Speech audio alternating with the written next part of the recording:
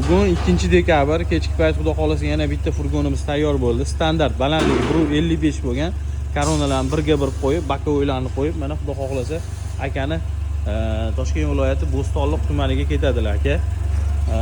O'zlarini xizmatlariga ishlatadilar mashinani. Hop, yonboshda gabarit chiroqlari bor. Hop, resor qo'yib berganmiz.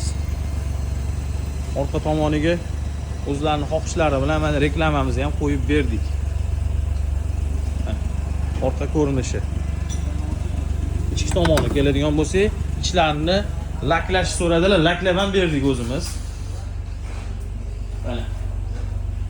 Mana polni ham ko'rasizlar, cho'tki bo'lgan. Har bitta ish kelishuv asosida bo'ladi.